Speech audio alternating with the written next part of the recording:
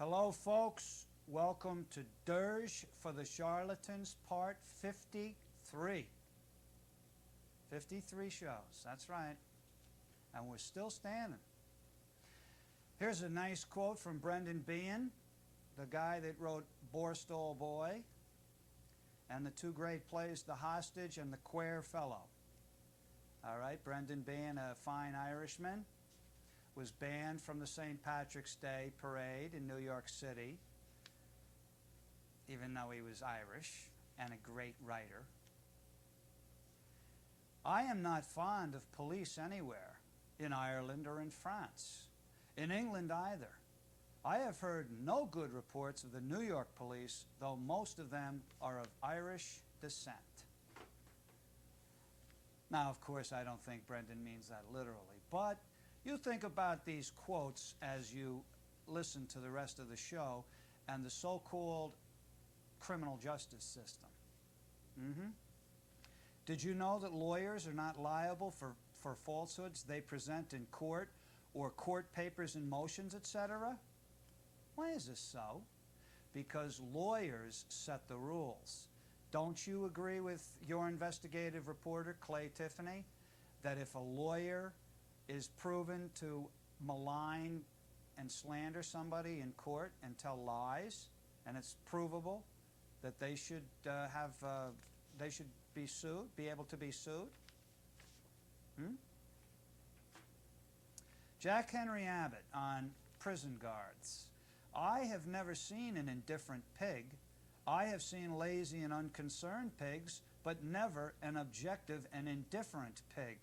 The lazy ones are like magnanimous kings who carelessly overlook slights and arbitrarily pass out mercies, but will, at a whim, suddenly rise up angry and take it all back, relegating everyone to hell. Always, always, every guard in prison is a tyrant, and prisoners are his subjects. Is that the right of government founded by free man? I think that applies to a lot of people in power, that if they have an arbitrary ability to harm other people, there should always be safeguards.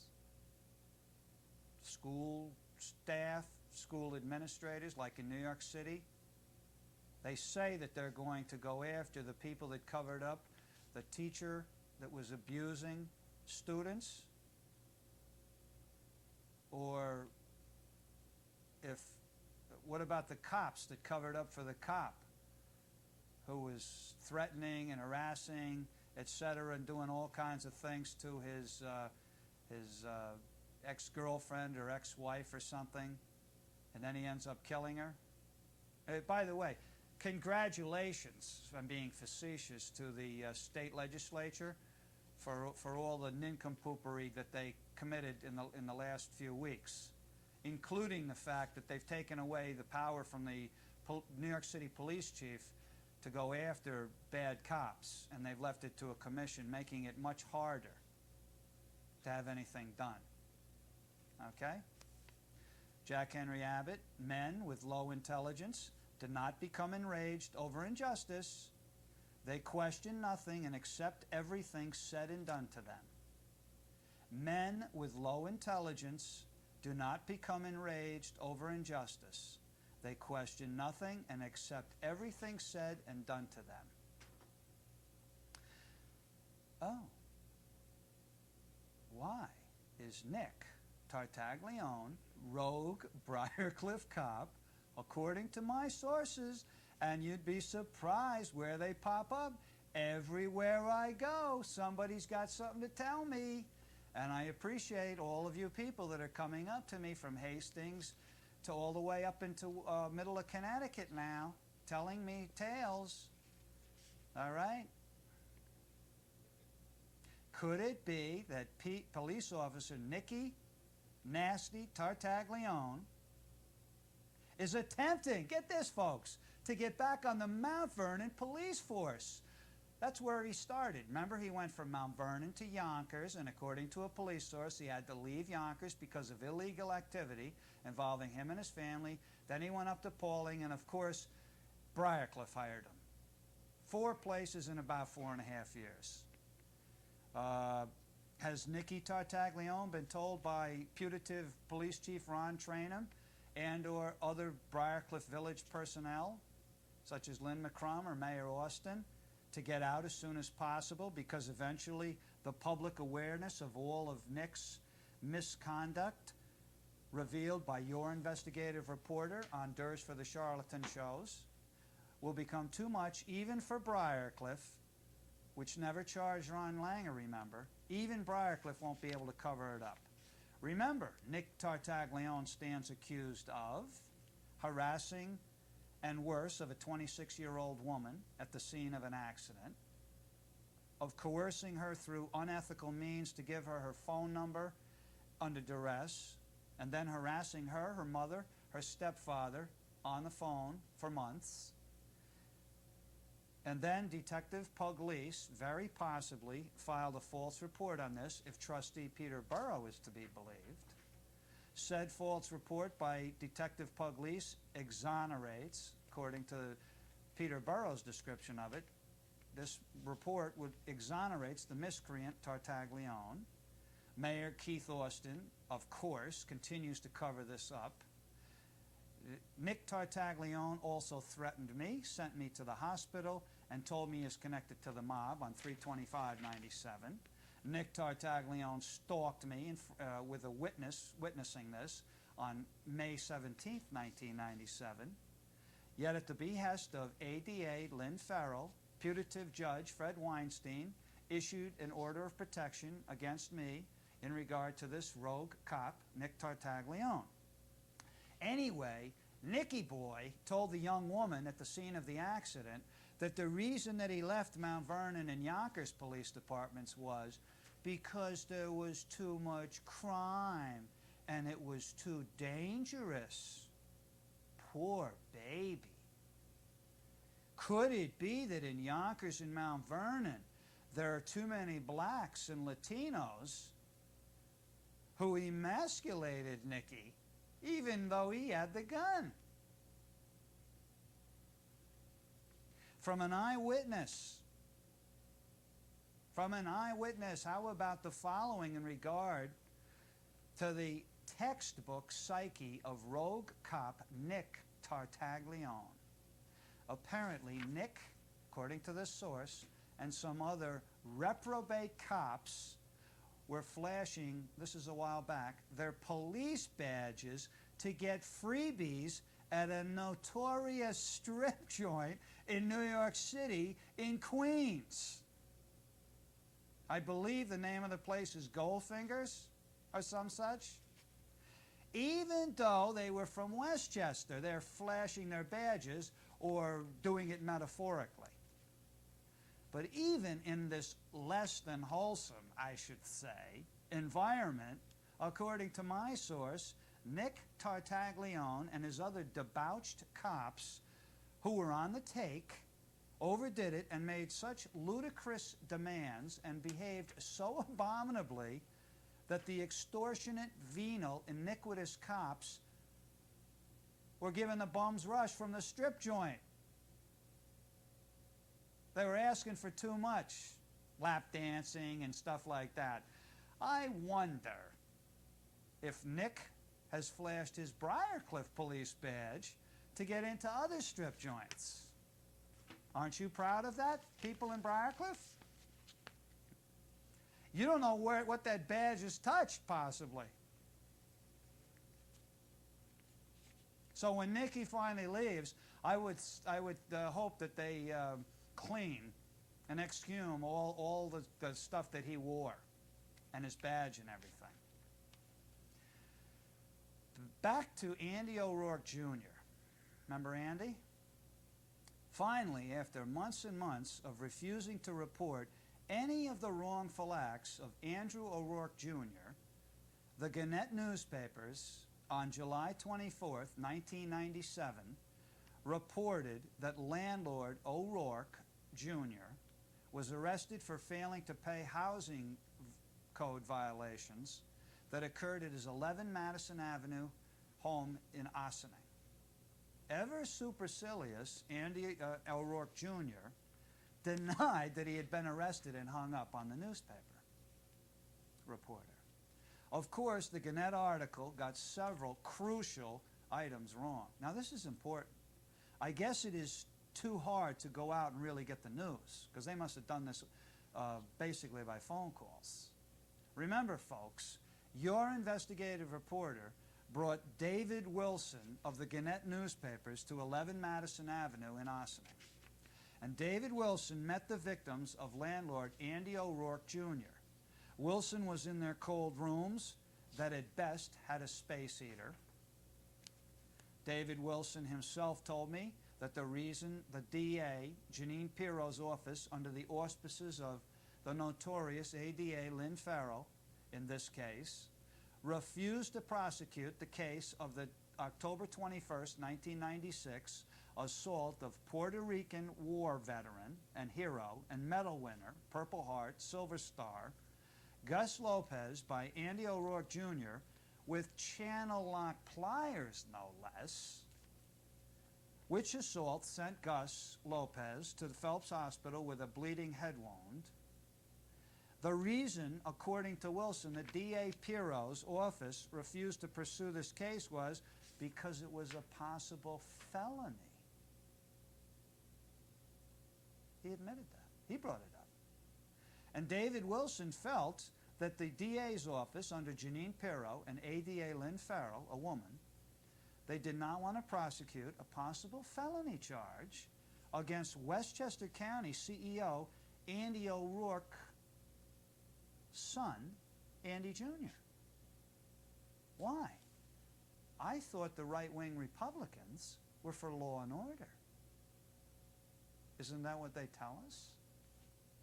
But of course, as we see recently with this right-wing zealot Giuliani there in the city, he told his office, according to the Sheriff's Department in New York City, told the law enforcement people to stay away for a couple of months from giving tickets in an Orthodox Jewish section in New York City. And now Giuliani's trying to run away from that. Imagine that.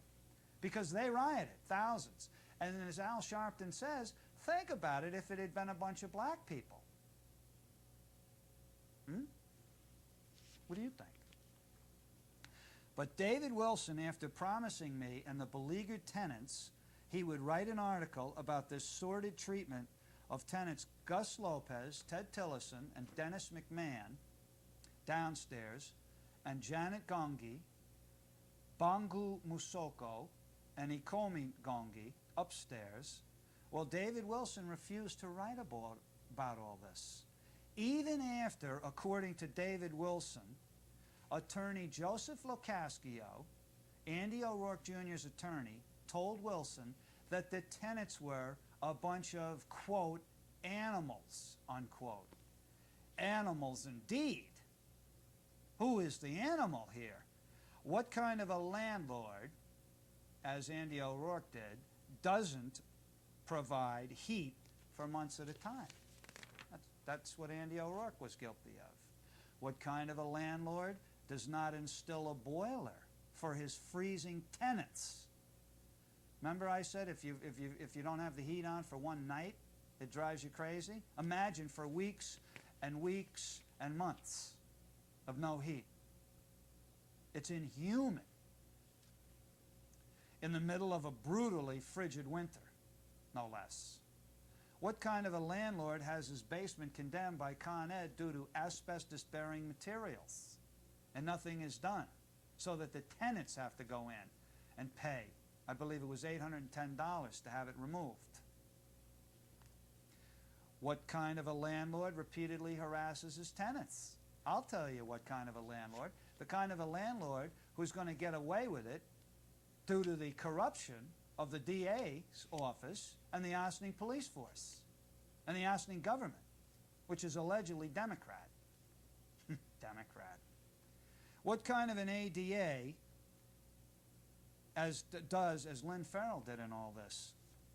refused to prosecute O'Rourke or even grant the 2 black African women tenants upstairs an order of protection, which they pleaded with Lynn Farrell to get, Lynn Farrell's office. And then I made note of that on a Dirge for the Charlatans shows. And after that, according to Janet Gongi and another eyewitness, Andy O'Rourke Jr. shoved Janet on one occasion, and on another occasion, he kicked in their apartment door. As a result of this outrageous kicking in of Janet Gongi's door, hundreds of dollars worth of damage was done to her electronic hardware, such as a VCR, a TV set, and a stereo. And the door was broken in its lock. According to Janet Gongi, attorney Joseph Locascio was present.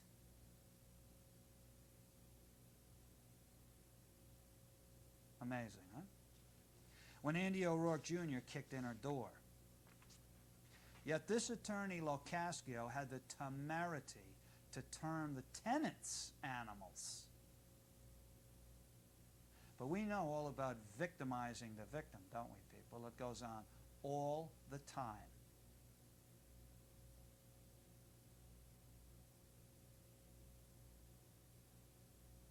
Animals. This in and of itself should have impelled David Wilson to write an article just on the racism exhibited by Locascio alone. Remember, three of the tenants were black Africans. One of the tenants was a Puerto Rican war hero, all right, decorated, and 2 other fine alleged Caucasian gentlemen, all right? So there's racism alone should have impelled Wilson to write the article, and I kept asking him to write the article. What do you think happened? On 1/21/97,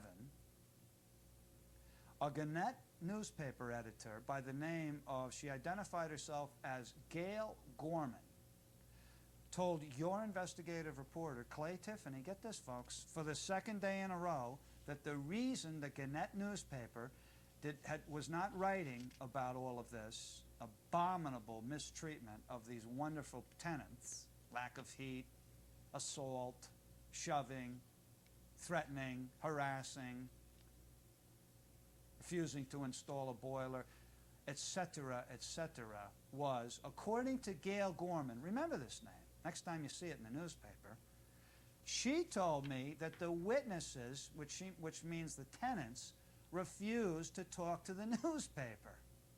Now this is serious business. This was patently untrue. As the reason I got wind of this story was because the tenants had gone to the newspaper in the fall of '96, October of 1996, according to them, and they were given short shrift by the newspaper. The tenants then came to your investigative reporter as they had seen my Dirge for the Charlatans shows and knew that I would try to get their story out to you, the public, and that I would not cover up this story of Andy O'Rourke Jr.'s horrific treatment of 6 wonderful tenants, because I am not beholden to the powerful, such as Westchester County CEO Andy O'Rourke. Remember, that was around the time that the newspaper was pushing Andy O'Rourke, the county CEO, for a state judgeship. Nice, huh? Think about it. It could happen to you. And why did Gail Gorman, a putative editor, object to my possibly taping her reply? Because she said, oh, are you taping me? I'm going to hang up. After she said to me for the 2nd day in a row that the reason that they weren't writing about this was because the tenants refused to talk to the newspaper, which was a patent lie, she was objecting to my possibly taping her. Now, I have a question. I guess newspapers never tape anybody. So next time you watch real newspaper reporters with their tape recorders at a presidential press conference or some such, or talking to a ball player or something, that's not really a tape recorder. Or is it? Gail Gorman. By the way, don't newspapers quote people? Don't they? What if reporters were told they couldn't quote people because basically Gail Gorman didn't want to be quoted? Why? How dare you lie about these wonderful tenants, Gail Gorman? Back to the 724. Now that's serious, what I just told you, by the way. Back to the, that's not the first time the Gannett papers have covered up stuff. Back to the 7/24/97 Gannett article and its unforgivable mistakes. Now remember, they didn't write this article until July 24th. The article said the three men were countersuing for their security deposit, estimated at $1,700.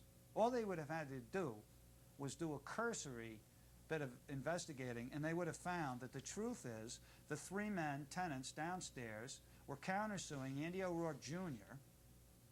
for over $11,000. Now, is $11,000 a little different than $1,700?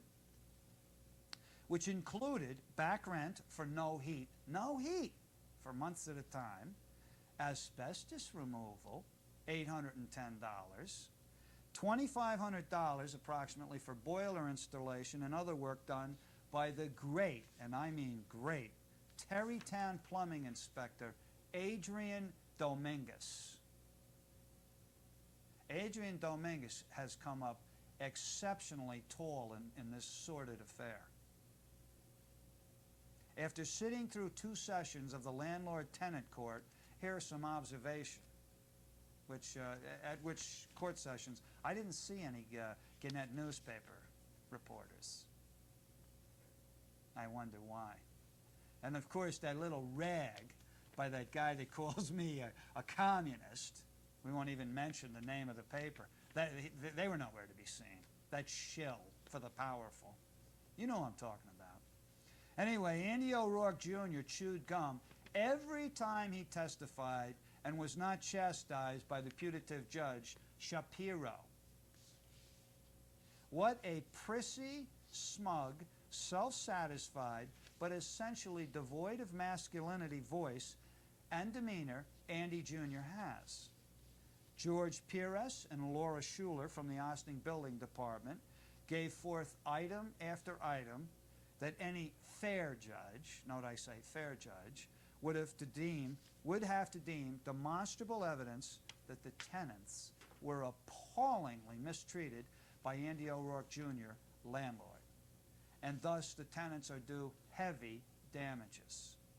Adrian Dominguez, whom the tenants had to pay to install a boiler, etc., so that they could finally have heat. Don't these human beings deserve heat in a building that they're paying rent in? Don't they?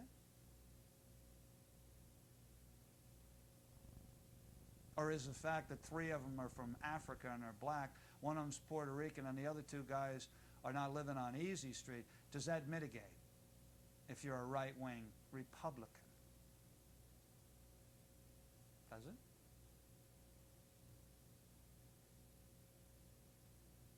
Does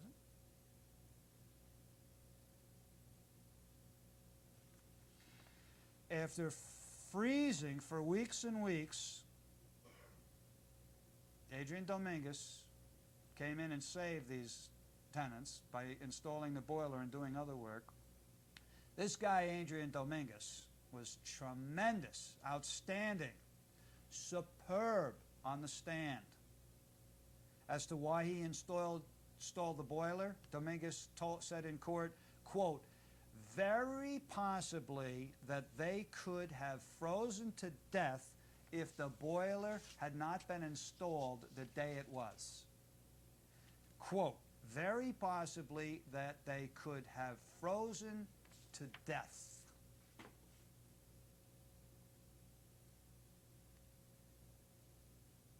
Remember, they get much mileage out of this so-called right to life issue. Doesn't the right to life exist after you're born? Huh?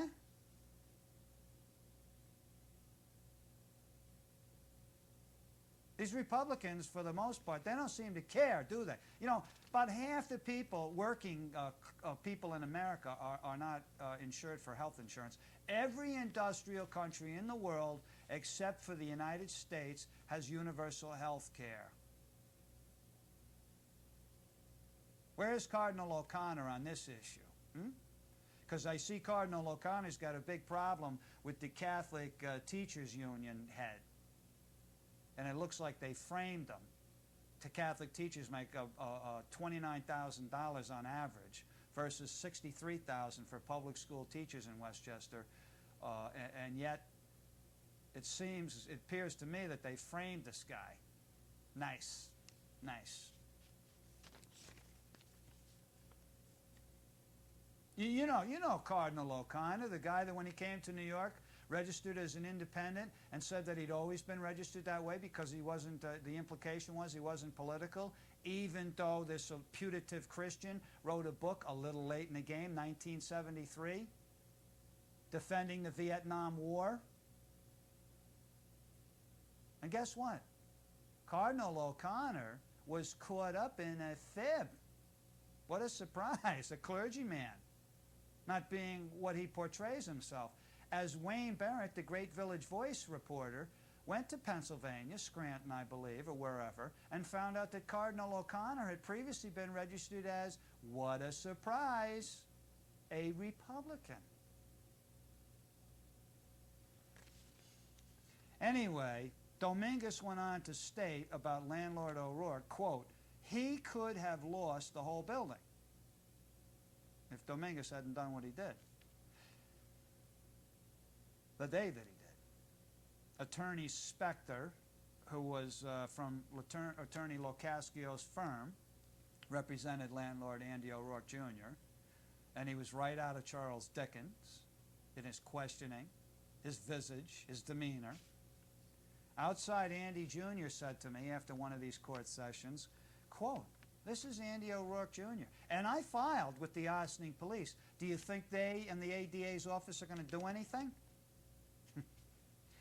Poke it up your A, and you know the rest of that word. You know, Andy O'Rourke Jr. has like a fixation on homosexuality. What do you think that's all about? Anybody got any suggestions? Projection? Wishful thinking? Anyway, he also went on to tell me that when my father becomes a judge, I hope you appear before him because he's going to get you.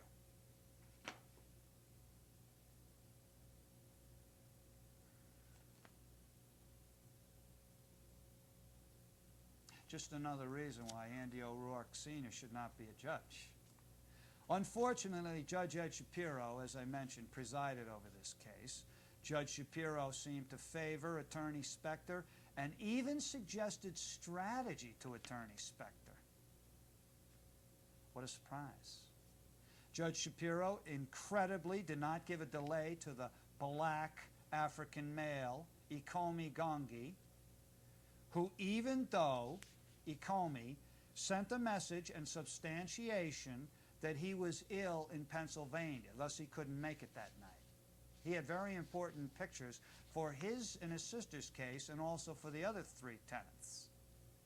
Yet this black African male's perfectly legitimate, according to the people that I respect, perfectly legitimate excuse, Shapiro said, go ahead, without him.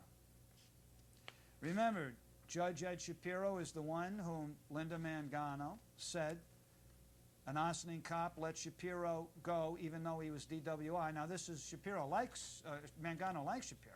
Okay, she said an Ossining cop told her that he let Judge Shapiro go even though Judge Shapiro was DWI. For you dare children. Judge Shapiro is accused by an Ossining women of saying that the Irish Cultural Center Terra, about the Irish Cultural Center Terra at an Elks Club affair, we don't want the low-class Irish from the Bronx and Queens to come up to Briarcliff on the weekends to get drunk. How ironic. if you know Ed Shapiro.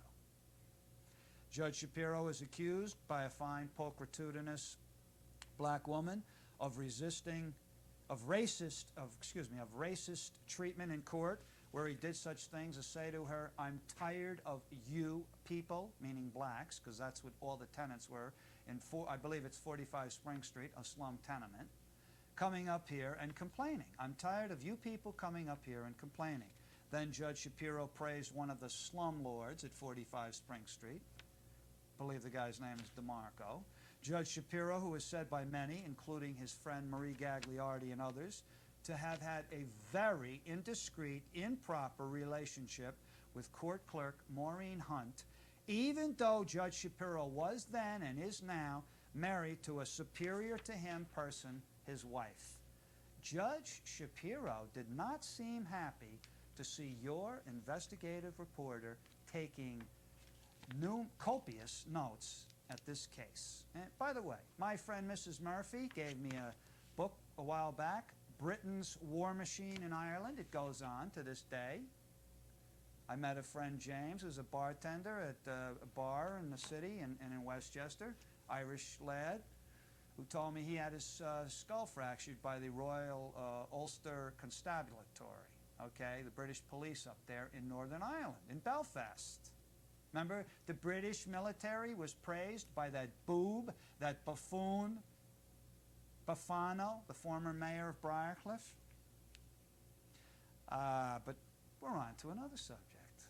The other day, Tuesday, July 28th, 1997, I had an appointment to see Detective Sullivan of the Ossining Police Force to show Detective Sullivan incontrovertible proof that a crime had been committed by the pit bull, the woman who curses and gets away with it at public meetings in Ossining, Linda Mangano, the woman who, according to my sources and according to Linda Mangano herself, she's proud of the fact that she uses the F word to some poor secretary in the Ossining village government. Why doesn't Ossining prosecute her for harassment? I've been told they have tapes of her cursing the village officials. I don't think that that's, I don't think that's kosher. Do you? All right? I have evidence. She told me herself that she had she illegally hooked up water from one house she owns to another. That's against the law in Ossining, and I have an eyewitness to attest to that.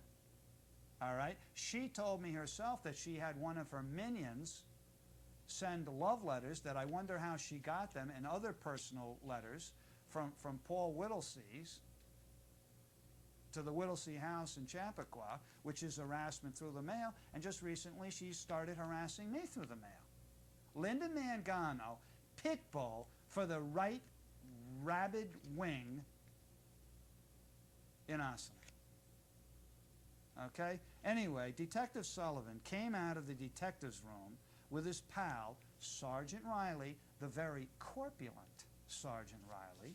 Sergeant Riley had a video camera on his beefy shoulder, and he was pointing said camera at me as he waddled around following me and harassing me, even though I told the obese Sergeant Riley to stop shadowing me and leave me alone.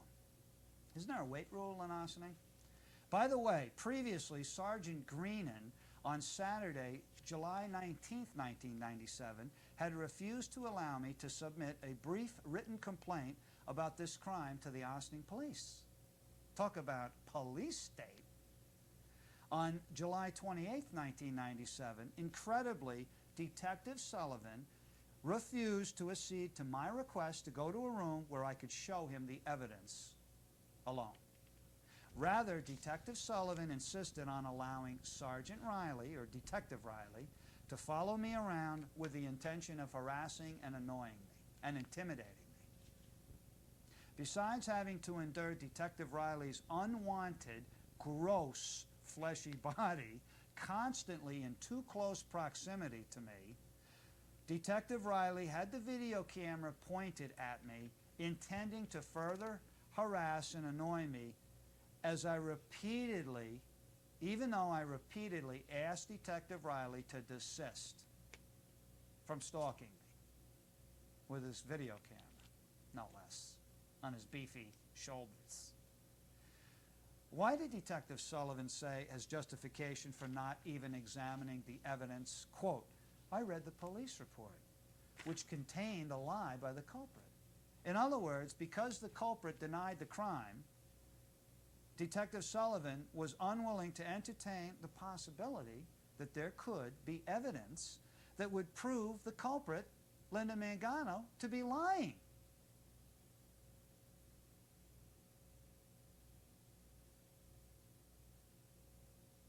Fascinating, huh? And this is the same village. They have tapes, videotapes at meetings.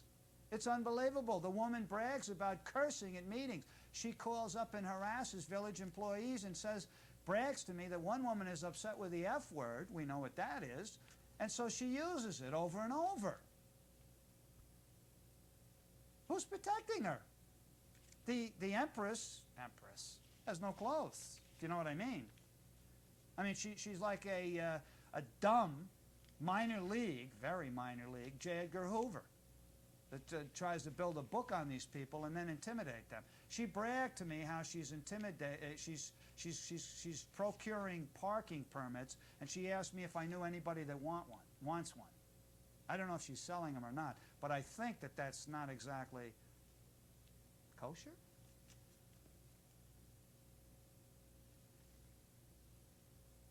Can I use the word kosher in a show that mentions Detective Riley? Inside joke. Let's get back to why Detective Riley was trying to harass and intimidate me. It appears that when I have been previously talking about wife beating in connection with the Ossining police force, Detective Sullivan and Detective Riley both seem to be worried that I was referring to Detective Riley.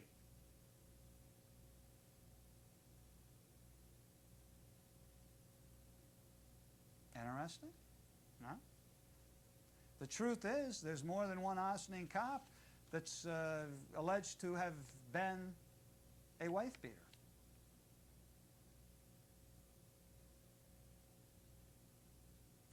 Detective Riley is one of those Ossining cops who has been accused of wife beating and other activities of a very unsavory nature. One of my sources for the allegation of wife beating by Detective Riley, get this folks, happens to be from within the Ossining police community. Get it? This personage was called down more than once in regard to alleged wife beating by Detective Riley, as were other Ossining police. If true, why has Detective Riley been able to evade prosecution by DA Janine Pirro's office and by ADA Lynn Farrell in particular? Are we sensing a pattern here? Do ADA Lynn Farrell and DA Janine Pirro have separate rules for cops? Isn't wife beating a serious crime even when the assailant is a police officer? Because I know of another Ossining cop whose ex-wife has a sordid story to tell about a massive cover-up by law enforcement concerning her Ossining cop ex-husband beating her up repeatedly with nothing done by the Ossining police. This woman also has alleged that her ex-husband, still an Ossining cop, on one occasion put a gun to his head and threatened suicide in full view of various witnesses, including at least one member of the Ossining police force. Yet this guy was not prosecuted for any of the above. Why? Why did Detective Sullivan say to me about this shocking stuff, quote, that's none of your business, that's police department business, unquote? How do you in the audience feel about such alleged goings-on? Is not a cop who puts his gun to his head and threatens suicide a compromised cop? Should this cop be allowed to be a cop after this? What about the Ossining cop or cops who was or were a witness to this gun-to-the-head episode. Why did they not report this to the DA's office? If the DA's office was apprised of this gun-to-the-head incident, what was done? What was not done?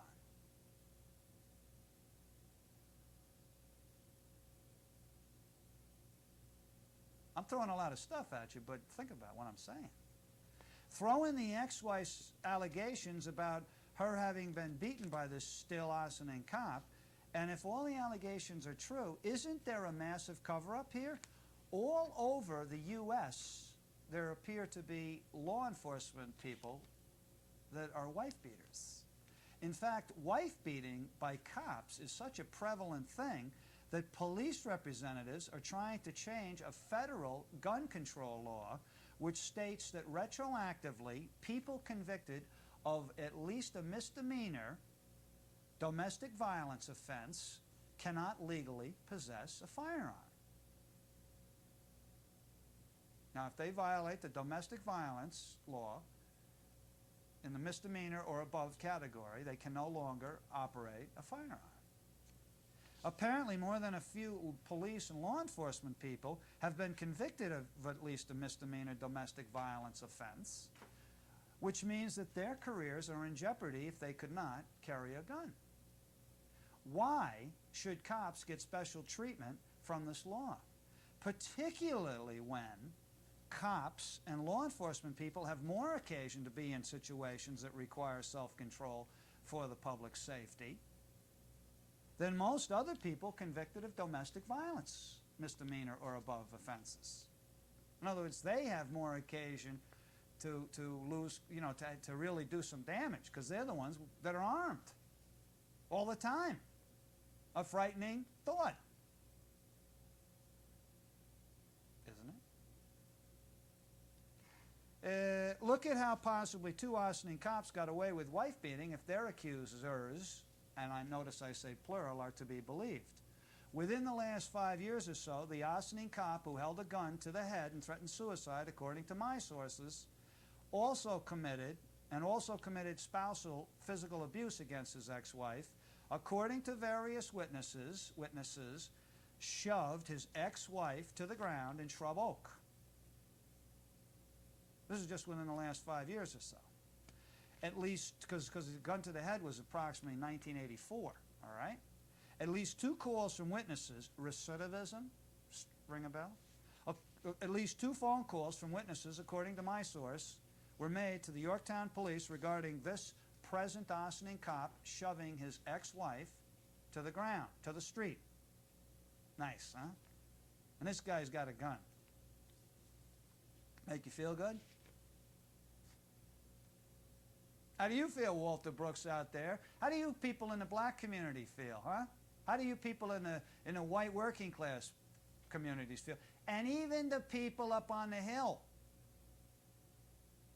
Because a rogue cop is a rogue cop is a rogue cop. Excuse me, Gertrude Stein.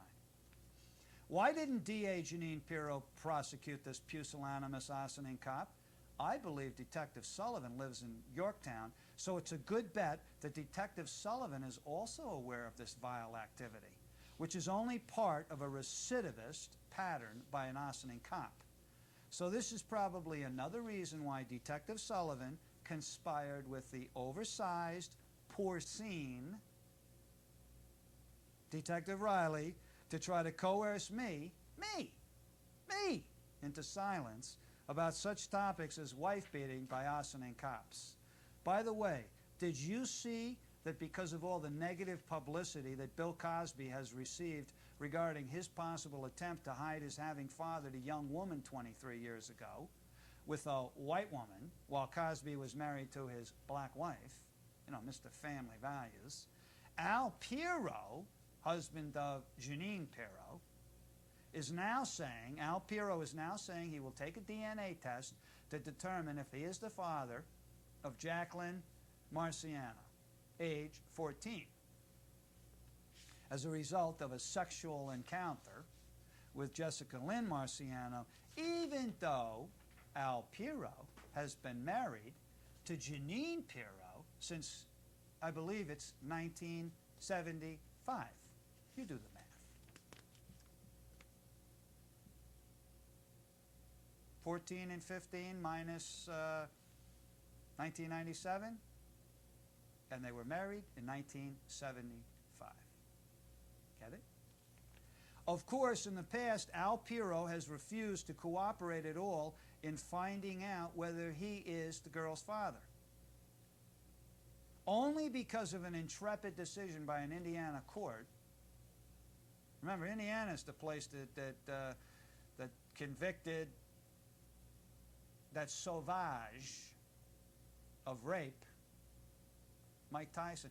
Isn't it fascinating how these so-called moralists, these talk show sports guys and all, and et cetera, and the call-in people and all, the alleged sports writers, they're more exercised over him biting the ear of a fellow fighter than they were about the rape of a black woman.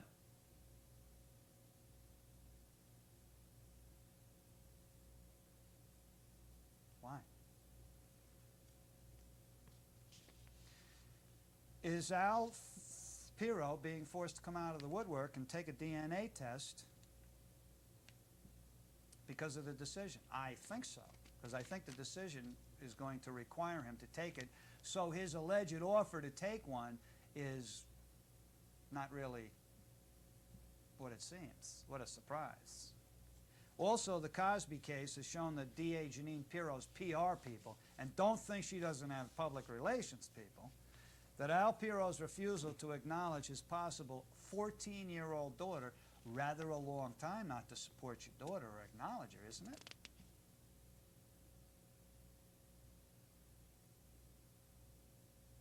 Where are you feminists out there? Where are you feminists out there? Chastising Janine and Al Pirro. Where are you? Oh, don't wake them up. They're the same place they are with the Paula Jones thing. And by the way, how come the sports writers aren't getting all over Marv Albert? Did you see the woman whose list he was on? Do you think Marv? Oh, boy.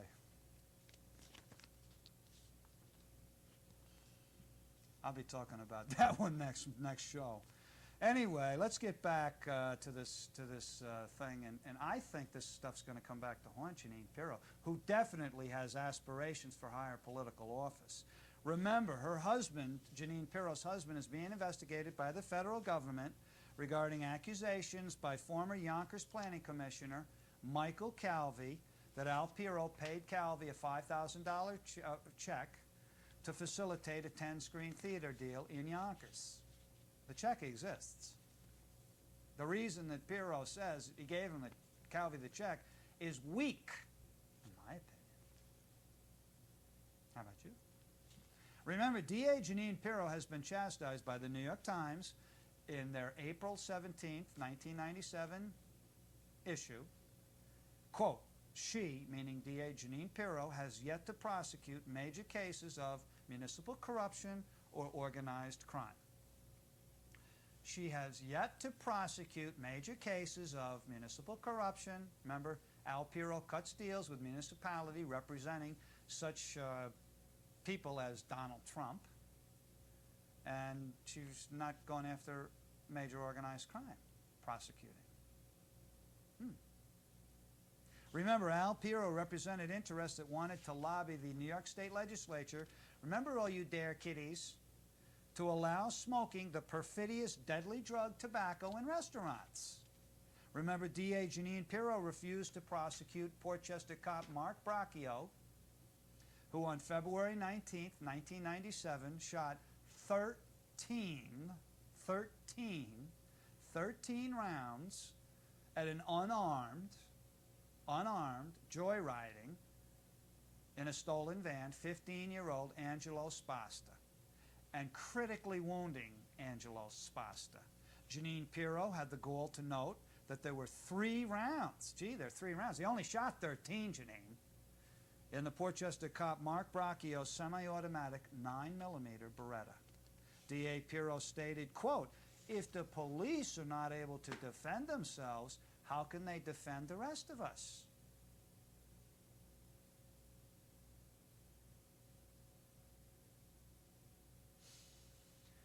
So a cop is allowed to fire 13 rounds at an unarmed 15-year-old child and critically wound the boy, and D.A. Jeanine Pirro does nada. Remember, D.A. Jeanine Pirro's husband's clients or business associates have helped her raise at least 1/5 of the private donations to her campaign treasury, which I believe is over $1 million already and climbing. Included in that list is notorious womanizer Donald Trump. Just dumped his last wife, bragged about the fact that if he'd stayed married to her for a little longer, she'd be entitled to more money.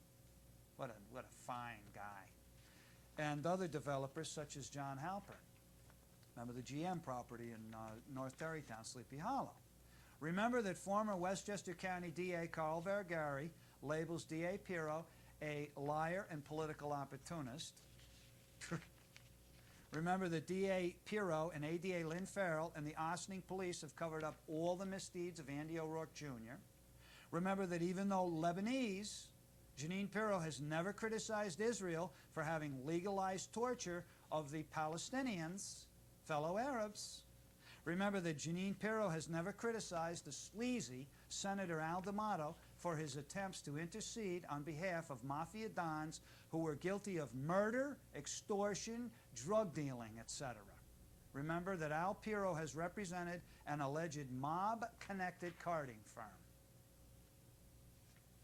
Take a breath, and on to Kathy Pacchiana.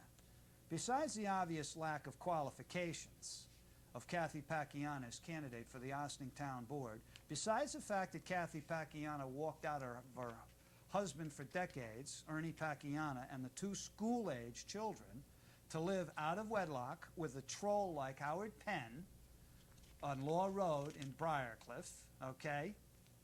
Besides the fact that Kathy Pacchiana objected to Briarcliff's being associated with the words "Stop Apartheid" against the racist, genocidal regime in South Africa.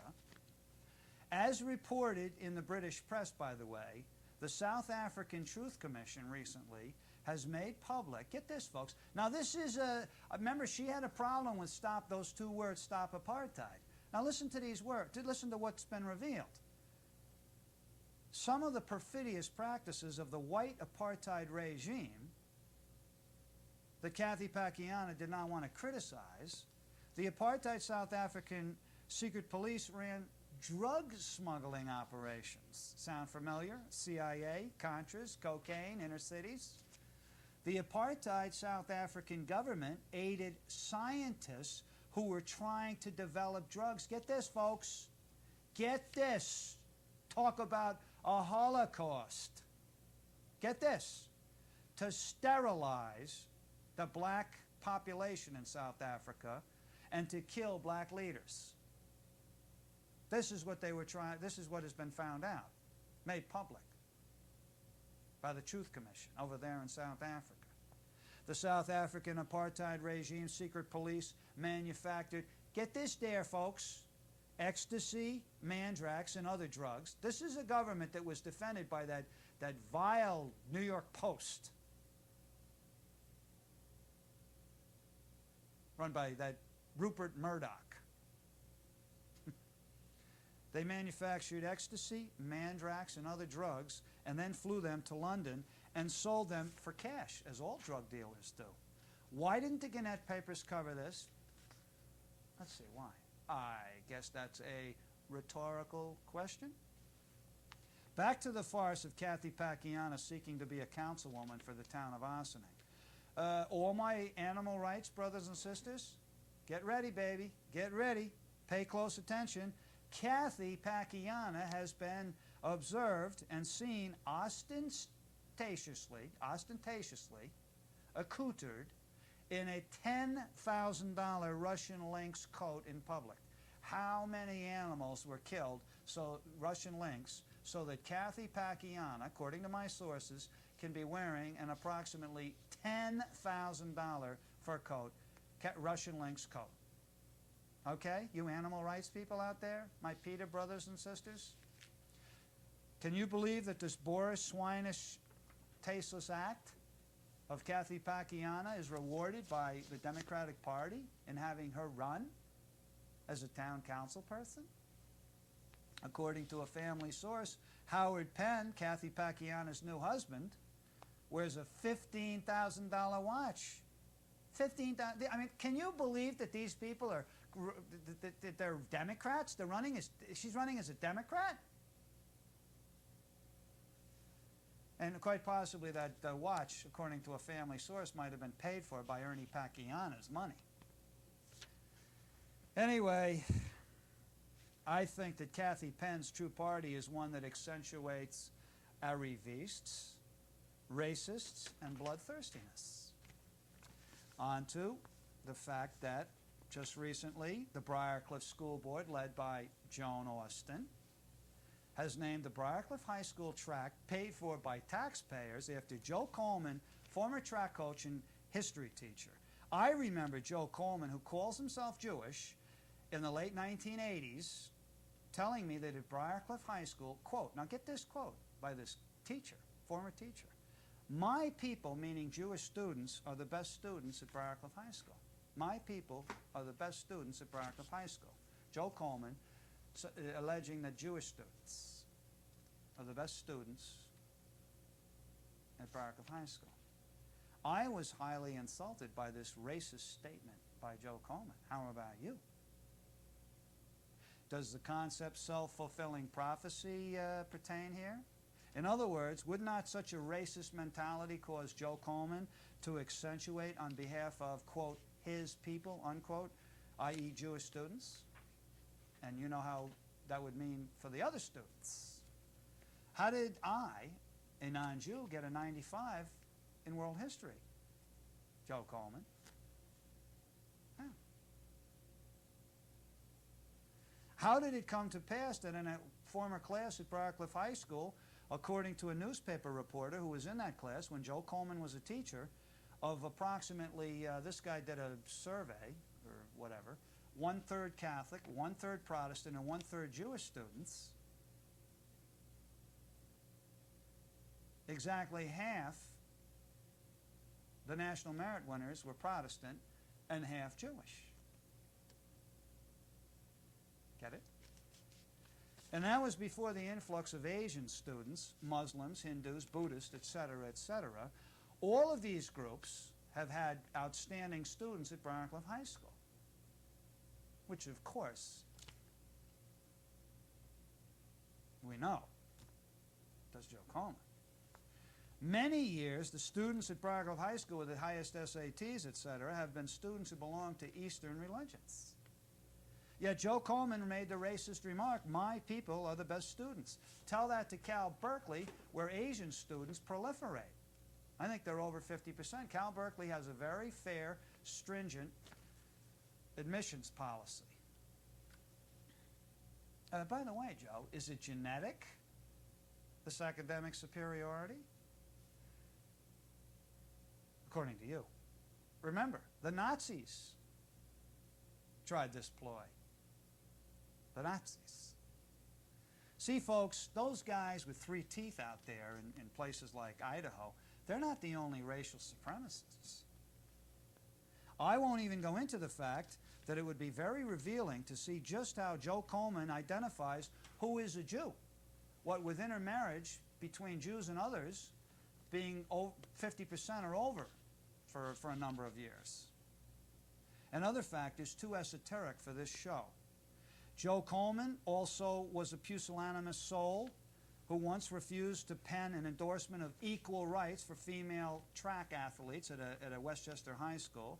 When I expressed amazement at this timorous behavior by Joe Coleman to a renowned, and I mean renowned, girls' high school coach, probably the best in the last two decades, she said, quote, "What did you expect of that pansy?" Various top-notch students with exceptional SATs have all told me that Joe Coleman favored boys over girls in the classroom. This was common knowledge. I don't have time to tell you how an Oriental student who went to one of the best schools in the country and had the highest SATs explained this. By the way, I think that the track should have been named after the Ryan family that had something that probably no other family in the U.S. had: 3 boys that ran under 4:20 in the mile. But then again, they were Irish Catholic. Thank you very much. See you later.